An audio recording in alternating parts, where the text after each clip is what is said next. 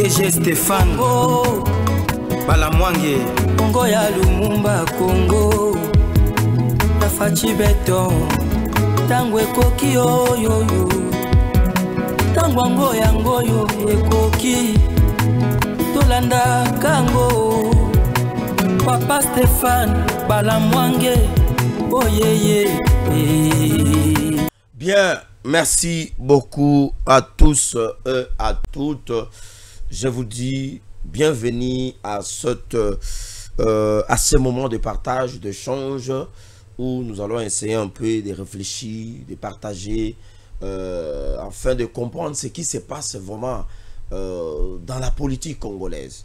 Nous allons comprendre réellement où va le chef de l'État, le président de la République, avec la ligne qu'il a prise, avec la direction que le chef de l'État, avec les décisions qu'il est en train de prendre, avec la rencontre de Moïse et Joseph Kabila Kabange, avec la montée à puissance de la force de l'armée de la République démocratique du Congo, les FARDC, avec la fuite en débandade des éléments d'IM23, avec la crise parfois aussi socio-économique. Où va notre pays? Est-ce que tous allons dans la direction de Malamu ou bien tous allons dans la direction de Mabé? Ce que tous allons dans la direction de Malamu, est-ce que le chef de l'État Azali na ba collaborateur Malamu ba ko accompagner na direction à partir de la décision azui? Est-ce que Ali Oyo FARDC za kokende? Est-ce que ba ko récupérer Bunagana? Est-ce que Kichanga Rubaya ba localité wana nyonso Oyo M23 azwaki yango pendant un moment donné Oyo FARDC azalaki na cessé le fait? Est-ce que toko récupérer yango? Est-ce que Félix Tshisekedi azana kati ya koluka kwa soit politique na ye na niveau ya sous-région? Est-ce que Tshisekedi azako kende pona kokoma les chouchous ya Donald Trump na politique étrangère ya américain na niveau ya région ya Grand Lac?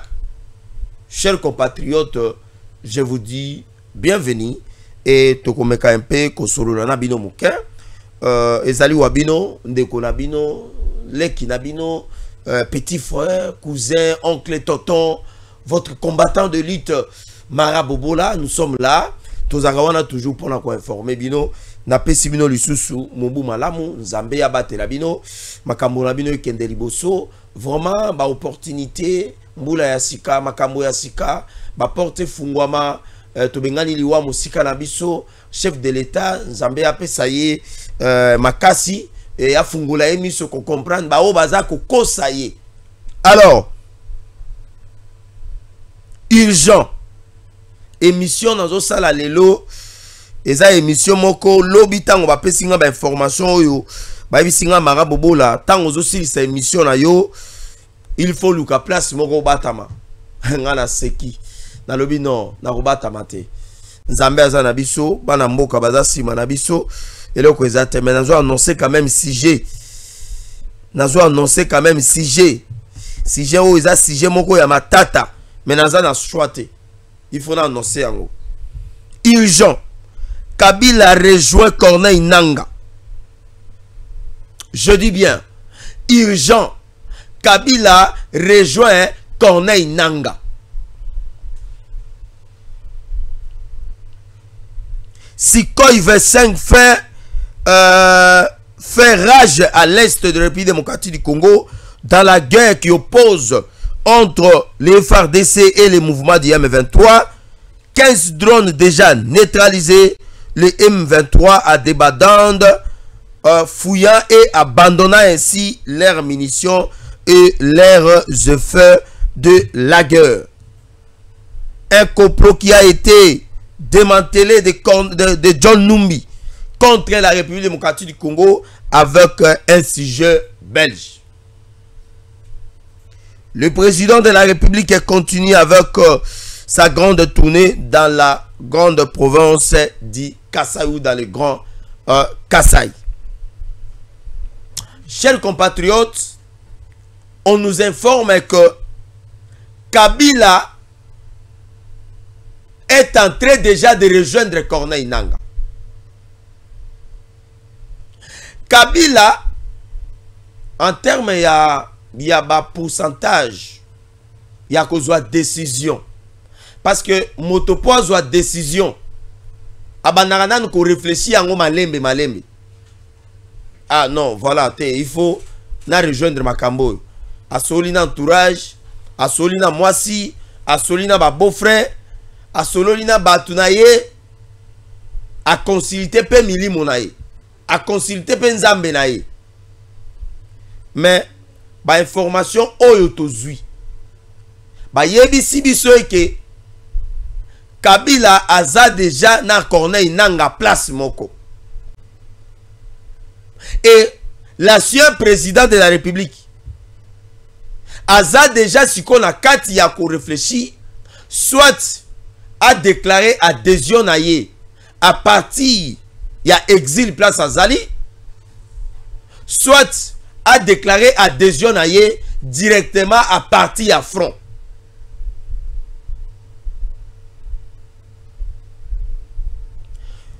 Tozalaki na bino awa. Kabila sali remise et reprise. Na Félix Tshisekedi. Quand la remise et reprise, il y a eu des choses. Oh, bah yebisa Tshisekedi ke awa ko simbate, awa ko mekate, awa kutu ko balusate. Mais il y a des choses. Oyo, batu bazalaka na Kabila. Ba ye ko yebisa chef de l'État. Et Sengeli Osimba point tel. Chef de l'État bandeko kende na Kingakati. Conseil des ministres ezali me babengi na nokuna. Président na mutuka aki akomi na Kingakati ba pesi ba instruction wana mona mboka Chilombo azaka na kati ya ko réfléchir bato na ko débouler bango ndenge nini. Chef de l'État akei ko Koboto la GLM place ba munition ya Kabila ezalaka. Place ezalaki lokola babengaka maison militaire ya Kabila. Place ba armement na ye ezalaki. Chef de l'État accueilli ba longola ba gère bazalaki wana na sous commandement ya Kabila. Bazwa yango ba pesa yango et pas na FARDC et puis et pas na force de défense ya mboka na biso. Tovandi Bakei ko sala étude balobi aussi longtemps que Zagara na ba JR pembeni na ye. Ce monsieur risque de faire de n'importe quoi. Balongoli ba soda bazaki pembeni na Kabila. Ba pesier ba policier. Kabila lobi non, mais ils a quand même na ba garde na ngai na umeni na bango, bukoyi ko zo bango te bon OK ça va. So bazalaki 20, balongoli 15, batikeli 5. Mais ba yebi si bango ba kota na police. Tovandi awa. Kabila annoncé que Esengeli a se prononcé. Vu les enjeux de l'air, Kabila lobi non, ngape il faut dans loba. Naza quand même moto. Naza quand même un ancien président de la République. Nakoki ko gardera ba problème beauté. Selon Yembo kezo ke de malamouté. Dictature, arrestation à journaliste, ba répression. Il y a des activistes, il y a des droits de l'homme, il y a des mouvements citoyens. Guerre na Est, M23 ans qu'on avancé, situation sociale, les armes à la moutée. Kabila lobi non. Batunanga ya PPRD à FCC. Bazako qui na union sacrée. Finalement, par la pression de sa famille politique, Kabila décida qui à Loba. À l'époque où on a nos abimités. Et chers compatriotes, Baïko Bimisé la Kabila stati. Il y a un président de la République. Balobi Azan a droit de réserve. Azan a droit de protéger les secrets. Azan a droit à l'intégrité. Azan a droit à... On a sorti Babylon Kouananyos. Et Kabila Moya Lobalisou et Zalakiti. Tout ce que Kabila na 4 avions. Alati Kachine. Alati na manette ya noir. Na chapeau moko bo jansi babenga ngo nini. Chapeau moko ezaka ronde boy. Hein? Koboy te mazopo, voilà. Mazopo. Ah, bakino wana ba combo hein. Batala eloko ba bambi combo. Jansi azoyebi sangai cowboy te. Ah, Jansi JBK. Babenga ngoma zopo. Chapeau Kabila lataka o akotaka na ona kati avion a CA. Babenga ngoma zopo. Alati kashine na manette ya noir na mandefu, côté musu pembe, côté musu noir, na chapeau, na jaquette. Donc so otalier bokoye bateke o ancien président na biso yeyo. Oko confondre epe bon, na fingi bandeko nanga ba wewa te ya. Oko confondre epe na wewa. Mais Kabila pesa ka wewa ti. Oui, parce qu'akumba moto. Kabila bimiawa akei. Ndenge Kabuya lobaki ke Kabila est sorti, a quitté le pays en catimini. Oui. Kotala le lenge Kabila bimaki na o Kabuya lobaka presque la même chose. Kabila bimiawa akei. Toyoki ono Kabila zana na mibi azotanga azosala soki master. Bon, master en OP. Tu dis quand même que motopoa qui est à l'université, il faut avoir un diplôme d'état d'abord. Aux yeux diplôme d'état et après au côté université. Mais Kabila a ça la master, c'est-à-dire à ça la licence. Mais avant ça la licence, diplôme d'état na ya zwa ki en wap. Des questions au biso tomi tunak. Toyoki ono Kabila en Afrique du Sud. Toyoki ono Kabila komi na Belgique. Akeko kutana na ministre affaires étrangères. Na ba Louis Michel pour na ko réclamer retour na ye.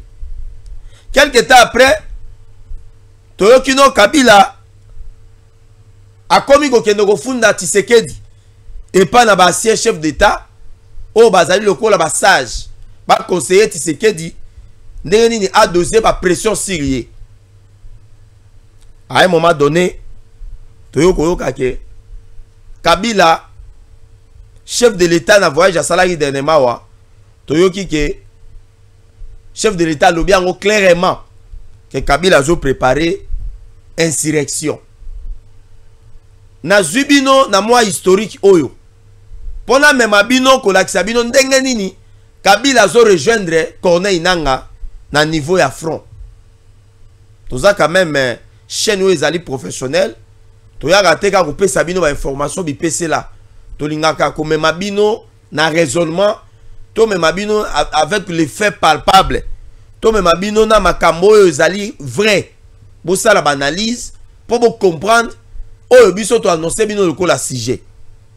Sujet na biso na bisa bino ezaka que Kabila rejoindre Corneille Nanga. Et le fait nazo retracer na même abino depuis to Kabila na Tshisekedi basali remise et reprise. Basali FCC cash. FCC cash et Koufi. Tshisekedi asali union sacrée. Kabila Bimimboka. Tout ça nazo même abino Jubeka pour bandeko ba comprendre comment Kabila zo rejoindre Siko Corneille Nanga. Et le chef de l'État a déclaré à l'obi que AFC à Nanga, Eza Nanga te, Eza de Kabila. Ah, mais déclaration chef de l'État Salaki, bah propos ya chef de l'État Tobi, mais le président de la République a Salaki preuve, il y a maturité politique. Le président de la République a Salaki preuve, il y a un président en fonction, où a Zoluka Koubate la valeur. Et bah valeur chef de l'État n'ingaï Koubate la, et Zalaki entre autres, Koubate la ba sénateur à Vinabiso. Congo tozalaka na ba ancien président de la République te.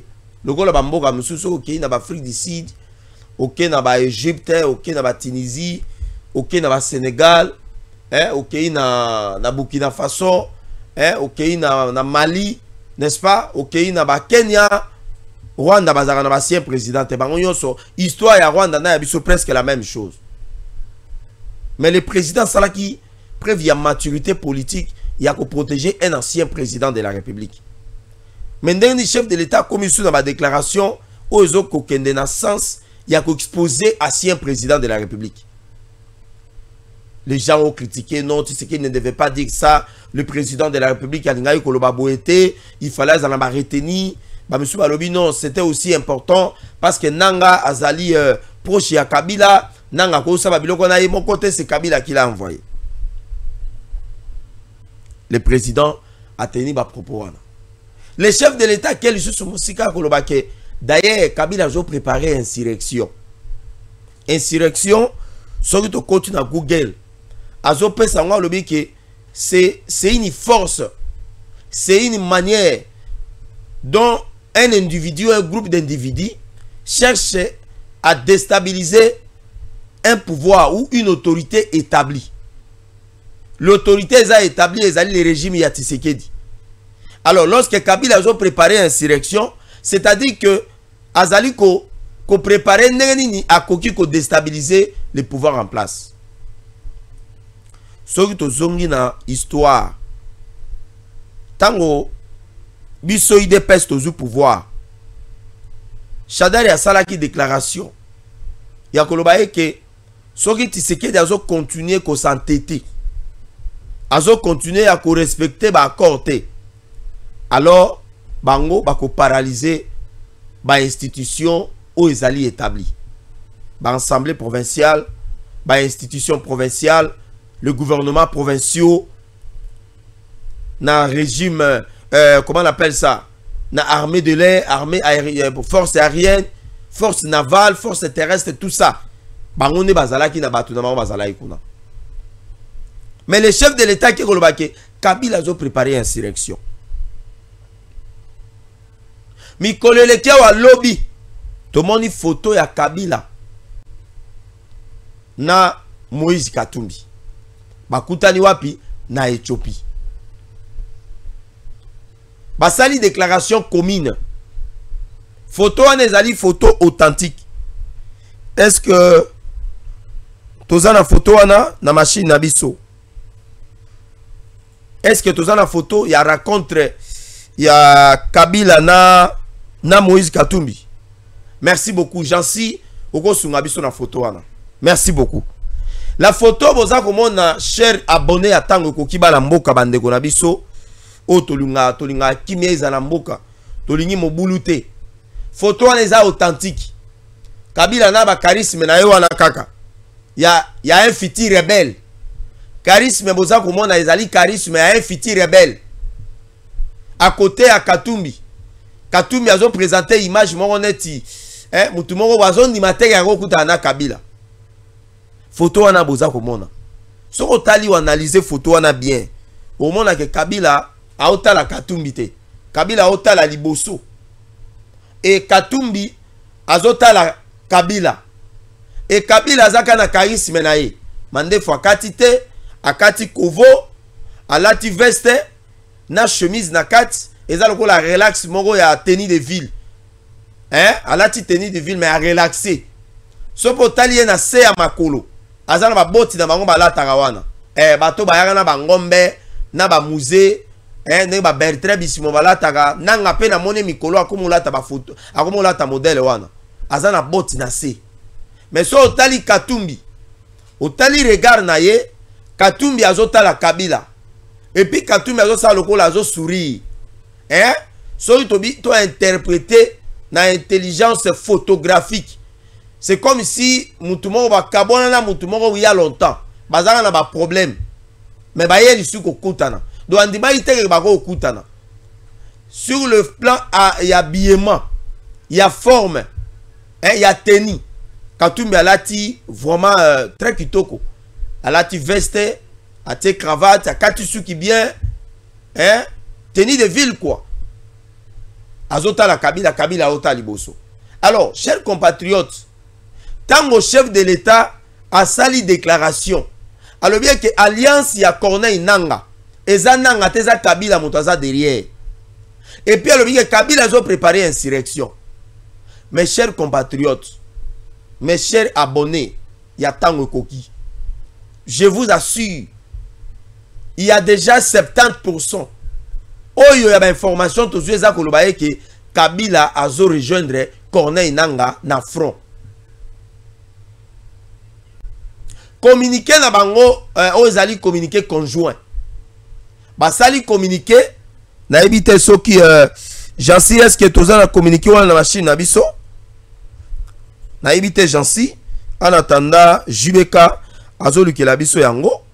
Je pense que communiquer wana ezali important bandeko na biso ya tango koki bakoki komona yango. Communiquer conjoint, bon voilà, on va envoyer ça, on va chercher ça. Il n'y a pas de souci, c'est un communiqué aux Ezali. Et ça même pas la signature. Bah Salika a communiqué, bah condamné répression. Aux Ezali, il y a des journalistes, il y a des activistes, il y a droits de l'homme, il y a des mouvements citoyens, arrestation, il y a comment on appelle ça? Il y a des journalistes, bah sali wango, et puis condamnation, bah Zali ko condamné toute arrestation. Oyo Tshisekedi azali ko sala sur base d'ordre ethnique. Sur base d'ordre ethnique. C'est-à-dire, Katumina Kabila, ndenge bakutani. Balobe ke Tshisekedi azo kangabato sur base. Yaba ordre ethnique na bango. C'est-à-dire quoi? Soko ozali par exemple, moto ya Manono, ozali moto ya Congo Central, ozali Munyanga, ozali je peux dire quoi, ozali Mupende, Tshisekedi azo kanga siko bato a fonction ya biloko wana.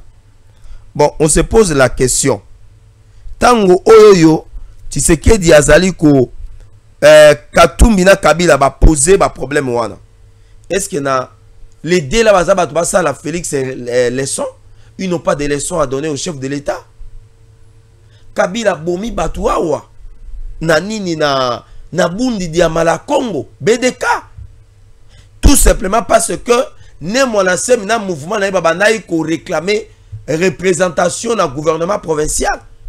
Il y a Congo Central ba Congo à l'époque, et général Raos akenda sur ordre ya commandant suprême à l'époque Kabila ba boma batokuna. Il y a des images qui existent. Il y a des images qui existent, chers compatriotes. Un journaliste, à l'époque à Kabila, Tengeka, quelque chose comme ça. Ce journaliste a dénoncé que Kabila azali kofuta ba militaire tanzanien. Mais batinda batoba kende ko boma journaliste wana na mwasi na ye. Et puis ba rappela e ba yebisi ke batindi biso to bomayo.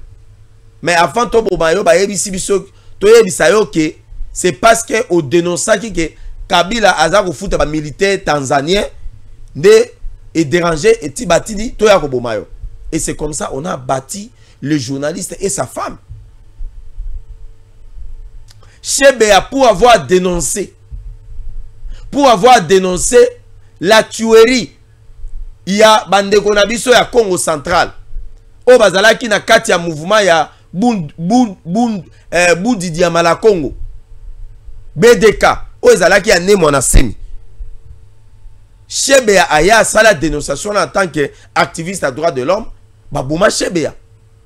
Et il y a un colonel oyo bakanga qui est de banayi ko samba na auditorat militaire awawa. Alobie que l'assassinat, le meurtrier de Chebea est bel et bien Kabila. Alobaki yango. Fausse commune à Maluku. Baboma batu bazo réclamer élection et salamana 2016. On a tué les gens ici. Bazoa place bamone ke kokotia ba on a morgue kokokate batu balika ki ebele nombre ye banakite. Baboma batu bakende basala fausse commune ya na Maluku awa.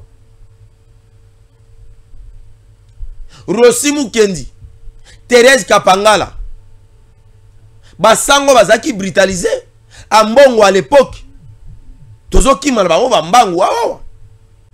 Est-ce que Kabila zana leçon ya kopesa et pas na actuel chef de l'État makambo etali respect à droit de l'homme et puis na répression ya ba liberté ya batu? Parce que bango ba lobi liberté ya batu ezali susu malamu te. Liberté ya bato eza réduite. Yango toza kotuna est-ce que na ta ya Kabila bato bazalaki libre? Lelo toza komona les gens, même les journalistes. Et là comme Maman Denise a sali. Maman Denise a yambi ba journaliste na oya. Est-ce qu'à l'époque on pouvait croire que Kabila yamba ba journaliste aujourd'hui le quoi ba Christelle Vwanga, aujourd'hui ba Ndeko Eliezer, aujourd'hui ba Daniel Safou, hein? On va critiquer le régime. Est-ce que Maman Olive a kokaki ko organisé on va benga ka dîner ou bien réception ya mabatouana? mais t'as la grandeur au ezali ya démocratie ya maman Olive Lembe. Ces journalistes Ozuba, Yves Bouya, Ozu, tous ces journalistes là qui insultent, qui critiquent matin, midi, soir. Paulette qui moutou.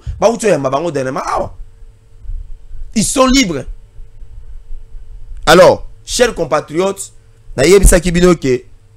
Kabila a déjà pour rejoindre Corneille Nanga. Prophète. Dans les jours à venir, Kabila a tenu permet à Corneille Nanga. Pourquoi? Il y a plusieurs raisons.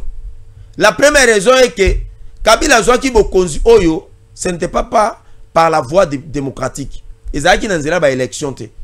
Kabila Zubo Konzi, c'est à travers, après l'assassinat de son père. Outina papa na ye, entre guillemets, soi-disant papa, ye awawa, Zubo Konzi. Papa na ye Zubo Konzi. Laurent Désiré Kabila, bomiye. Kabila qui n'était pas au Congo, aye Zubo Konzi. Et le pouvoir de Kabila, ils qui toujours expression aux ezalaki militaire. Voilà pourquoi Kabila Zolinga toujours kozonga na bokonzi par la voie des armes. Parce qu'il y a que le fait d'avoir abandonné le pouvoir avec un démocrate, Félix Tshisekedi fera le tout de son possibilité ou de ses possibilités de son pouvoir. Il y a qu'à conserver le pouvoir avec l'IDPS. Il y a un moni à Tindina no Corneille Nanga, azota l'évolution à Nanga, soki magambo esimbite Corneille Nanga, yemoko Kabila azako kende kokota wapi, asimba bondoki, abanda pe ko bundisa régime en place.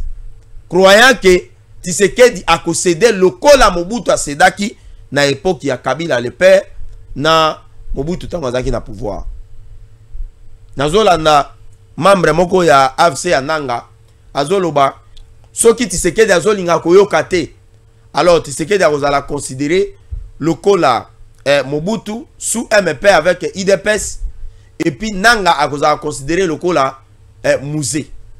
D'après ye, Nenga Salaki analyse. Donc Tshisekedi il faut asolana bango, bayokana, bazo ba M23, bakota bango na gouvernement, bakota bango na armée, bakota bango na gouvernement provinciaux, bapesa bango pe parcelle à pouvoir, bakota bango na renseignement militaire, bakota bango na ANR na DGM, bakota bango na sécurité à mokonzi mboka, nde bakotika biloko wana. Chers compatriotes, analyse à Moïse Katumbi, et ça que Moïse Tango abimi na Congo, c'était après l'arrestation il y a Salomon Escadela. Bakangi Salomon na aéroport na babinduki makamoyon so biso yon so tomona yango. Salomon a accueilli prison na Ndolo. Après Ndolo, Salomon a eu liberté provisoire, accueilli Poto. Mais kolongwa Poto Salomon azonga ki azonga wa procès wana toye baka mutuna makolondenge silate. Au nom depuis a liberté provisoire ti lelo. Salomon a accueilli a participé dans l'élection. Ata Mator Naye Katumbi a quitté comme président de la République. Salomon a participé. Abimi sénateur. Awa tolo ba Salomon. Bako nommé premier ministre. Bako nommé ministre. Bako nommé DG PCA. Ba fonction yonso. Ako ko sala. Mais vous ne vous posez pas la question de savoir pourquoi le retour de Salomon a occasionné le départ de Katumbi. C'est parce que Salomon le baka nyonso. Salomon le baki nyonso. Alors bien que ce monsieur-là est en train de soutenir les M23. Alors bon peut s'en liberté provisoire. Parce que il ça qui est soit le bas vérité, tu peux sans liberté provisoire, aux zones de l'activité dans la politique aux à la libre.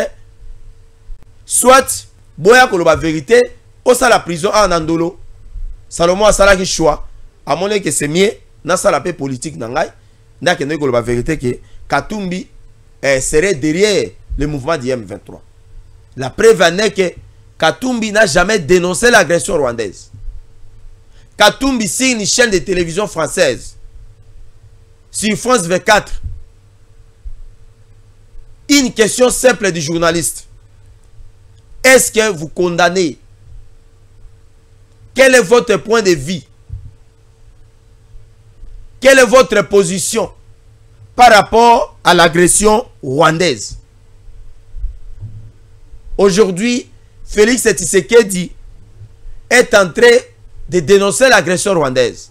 Disons que c'est M. Kagame qui envoie les militaires rwandais sur le sol congolais pour appuyer les M23 afin de lui faire l'allégeance, de lui faire pression et de céder, de négocier avec Kagame. La réponse de Katumbi a été libre. Était une question, une réponse claire. Katumbi avait bel et bien dit que nous sommes en train de condamner l'agression du M23. Donc on vous pose une question. X carré plus Y carré est égal à combien? Et vous répondez est égal à logarithme plus X carré. Mais la réponse n'est pas claire. La réponse n'est pas claire. On pose la question à Katumbi. Quelle est votre position par rapport à l'agression rwandaise? Il dit nous condamnons l'agression du M23. Et il y a un porte-parole de l'ensemble de Moïse Katumbi, que je ne vais pas citer son nom ici. Laura Onyembe. Soki Onyemba, Soki Onyembe, na évité, j'assis. Laura Onyembe, Laura Onyemba, j'assis pas ébiété. Laura Onyembe na top Congo aloba yango. Et nous ne pouvons pas condamner l'agression rwandaise parce que nous n'avons pas de preuves. Donc, les rapports même des experts de l'ONU, le Rwanda est derrière les M23. Laura Onyembe alobi, on les a pas preuves. La commission ad hoc, le processus à Nairobi, processus Uhuru Kenyatta, à reconnaître que les M23 baza soutenir et pas dans le Rwandais. Donc il y a bel et bien agression rwandaise. Le processus de Luanda. Mais Laura Onyembe, porte-parole, il y a Moïse Katumbi, dans l'assemblée, il y a Moïse Katumbi à l'objet que baza n'a pas prévu. C'est-à-dire, Katumbi pour naïe, agression rwandaise est zatée. Ce sont les M23. Et pourtant, il y a des preuves où ils ont que les M23 ne bazali ko agresser biso. Chers compatriotes, raconte wana ya Kabila na Katumbi ezali ko yebisa na bino ke mikoleza ko ya boka moite soki bomoni Kabila la titeni. Parce que avec les habits du pouvoir au Kabila Salaki, les arrestations arbitraires, avec les tueries, des fausses communes, avec les détournements, avec un pouvoir économique, Kabila comme dans le Kabila comme dans bon et belé, Kabila ne peut jamais alors demander à Tshisekedi le pardon de retourner encore au Congo. Au moins que par la voie, après les pressions, ça la dialogue, les exilés politiques, Bazonga, les prisonniers politiques, le roi Kabound, Mike Mukeba et tant d'autres personnes, Babima, ne vous permettre Kabila Zonga. Mais dans les cas contraires, il est difficile que Kabila Zonga avec la position au Bango Bazui. Voilà, analyse Nabiso dans Salaki pour na Koyebi Salabino que dans les jours à venir, beaucoup na Kabila na teni dans autres. Chers compatriotes, est-ce que Jubeka Koyope Sanga quelques minutes? Je dois un peu finir avec cet élément parce qu'il y a beaucoup de choses qu'on peut dire sur Kabila et Katumbi. Il y a beaucoup de choses alors. Beaucoup de choses alors.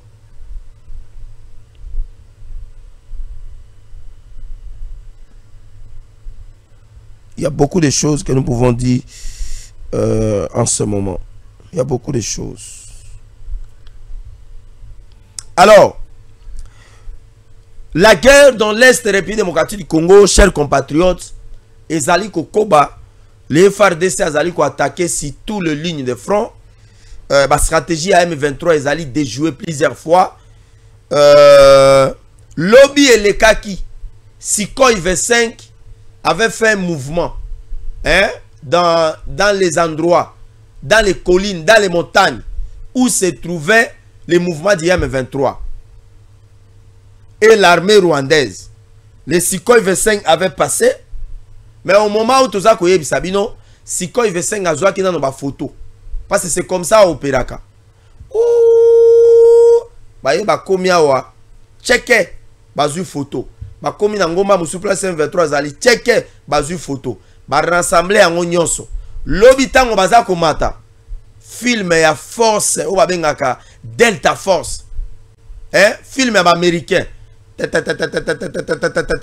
avion ezo kita, avion ezo kita amati nano tango amati azui simana ya tikeli bino tango azo kita.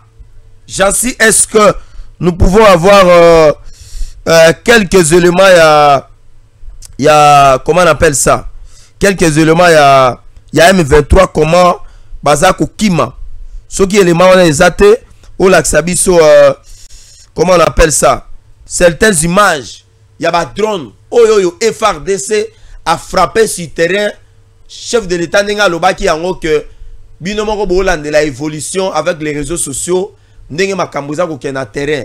Il y a de localités déjà ba récupérer, je ne sais plus les nombres. Na bisu nombre ba localité wana te parce que na débit to bandai ko tanga. Mais awa nombre ba localité na yebi lisute.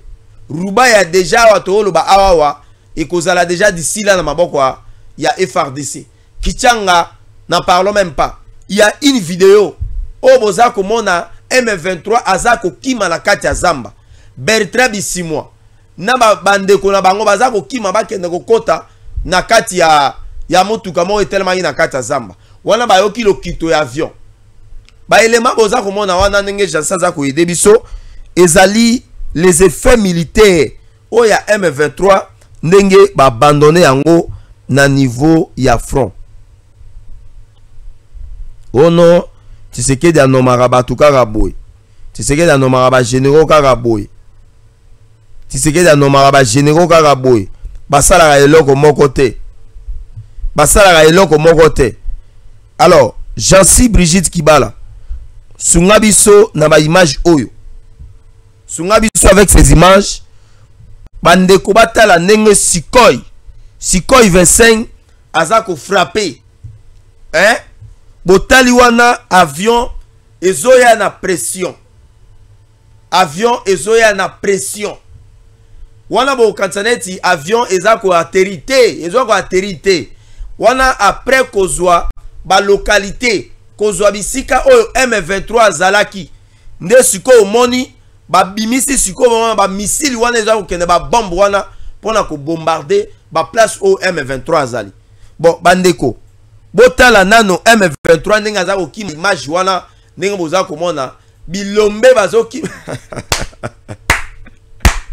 bazokima baninga na bango mibali Wilingo matula musi ya zaza bazokima na ndenge moko ya jete awa ndenge na yebisaka bino mibali ya solo ezane FARDC bilombe ya solo bao bakata bango Gaza yango moni na États-Unis d'Amérique ezalaka onga la nina sala médecine onga nina comme ingénieur onga nina comme soki politicien oui les canons na armée kende kuno soit discipline mibali ya solo ezalaka ba soda ngai soda na pesa ka respect mingi tango na moni soda na nzela na ngai soda na pesa ka respect mingi wana nde pena mibali ya solo bango bayaka ba imposer bino babenga autorité. Alors ba image wana boza komona ce sont nos FARDC ndenge baza ko frapper évolution na terrain eza vraiment kitoko. Nous accompagnons nos FARDC. C'est le moment ya kotindela ba soda na biso kotindela bango ba attente ba bâche, pourquoi pas les wazalendo ba wazalendo pe bazo appuyer siko ndenge bomoni soki siko ya beti a frapper aleki nde sikoyo bokomona ke wazalendo aye na sima avec ba AK-47 wana ko frapper ba o bazwa ki ba choc ba nini nde oza komona conséquence eza nini.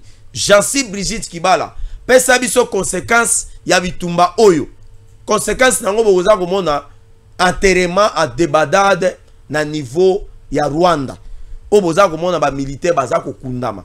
Ce sont des images, ce sont des humains oyo tokoki ko souhaiter parce que ndenge constitution za koloba que la vie d'une personne est sacrée mais ezali vie ya nani eza ya rebelle te eza vie ya rebelle te wana boza komona ba image wana ce sont des militaires du M23 qui sont enterrés na niveau ya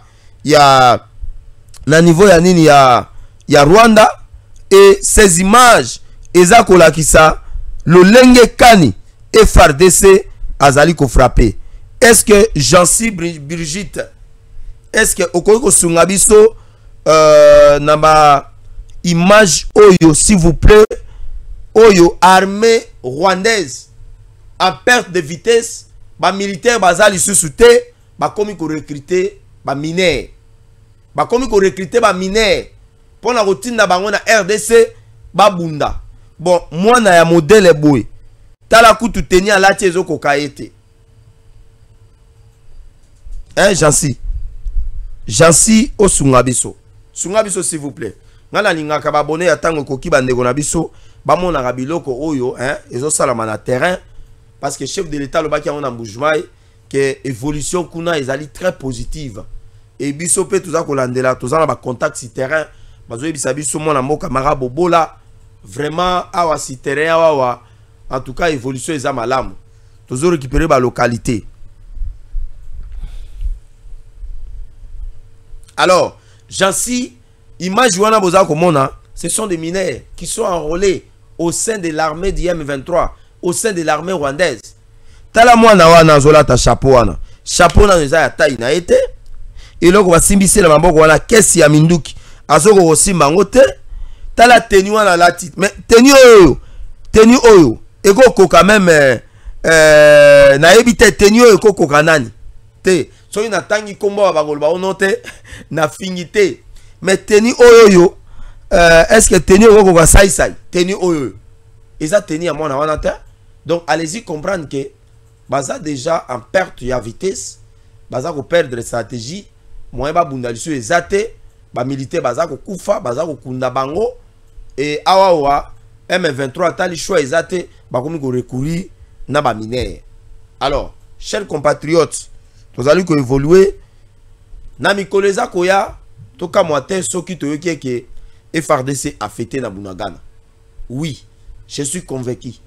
To meteni kaka frappe wana, to meteni kaka li wana, Sukhoi 25e mataka, ba artillerie sur terrain frappé, ba char de combat évolué, ba soldat na biso ba évolué. To récupérer la localité wana nyonso, to réinstaller les sous ba munitions na biso avec appel chef de l'état Salaki que les jeunes va rejoindre armée, appel à mobilisation et puis à recrutement au sein à FARDC.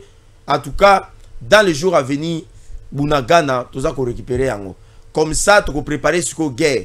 Pour chef de l'état, le bien en que remaniement Salaki na katia armée na biso ils allaient pour la préparer guerre. Et préparation à guerre, tu récupérer dans la localité na biso nyos. Tant que tu récupérer en haut, et que permettre à biso sukoyo, tu es Rwanda que bon voilà nous sommes prêts, venez et nous allons nous battre.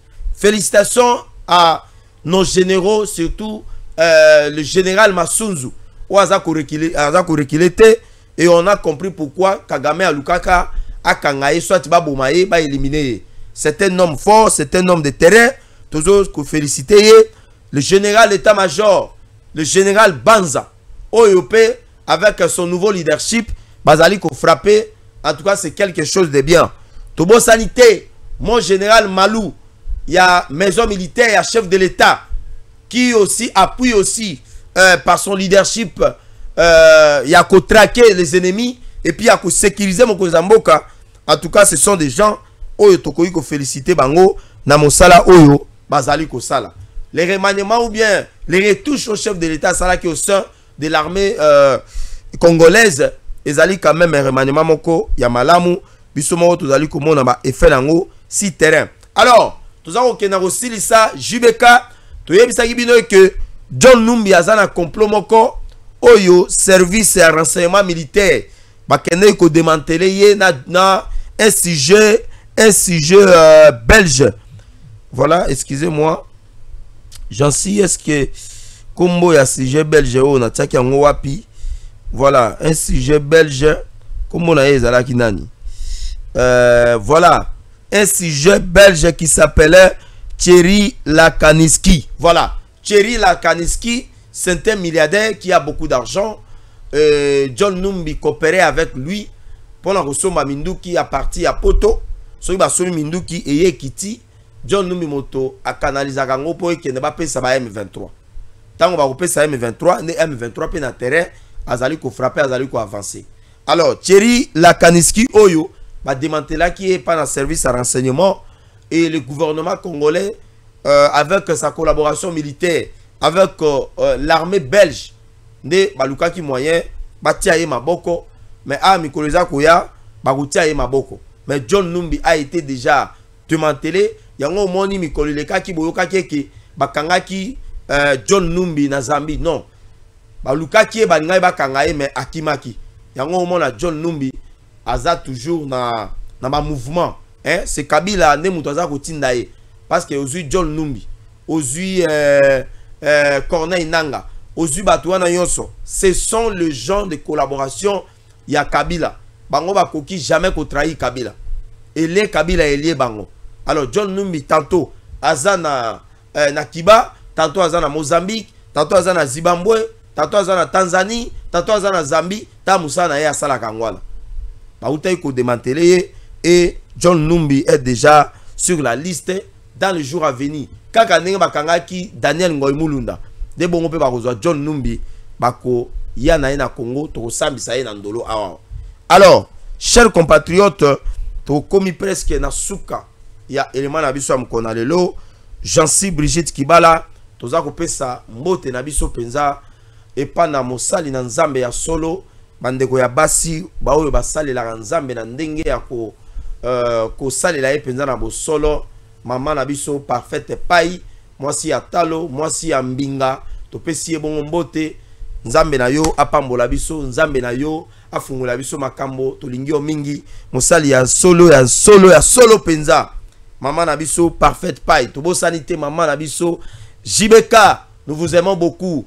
Alors to komi na suka to pesi mbote na biso epa na DG na biso Stéphane Balamwange place azali nzambe ya pambola yo makambo na yo kende liboso to lingio mingi awa tozali na chaîne musala za kotambola malamu mbote na biso pe to bo sanité nos meilleurs vœux et pas na le ministre honoraire le ministre Nicolas Kazadi toza ko présenter ba meilleur vœux na biso. Excellence, que le Seigneur notre Dieu tout-puissant puisse vous renouveler encore la force, puisse vous donner encore une bonne santé et puisse encore vous renouveler de son intelligence. Parce que le Congo, nous avons besoin des valeurs pour que nous puissions développer notre pays. Et ces valeurs, nous voyons cela aussi dans vous. Tobo sanité pas na mokonzambo kanabiso Fati Beton, Mukwa Tombolo. Tobo sanité, le nouveau secrétaire général de l'IDPS, Deo Bizoubou. Tous les combattants de l'IDPS sont derrière vous. Et moi, Marabobola, je vous dis que nous sommes toujours loyaux à vous et nous allons toujours vous accompagner dans cette lutte. Alors, merci beaucoup. Que Dieu soit avec vous. Prenez soin de vous. N'oubliez pas de bien prendre quelque chose pour la fête parce que Tokutani Mikoleza Koya. Ciao.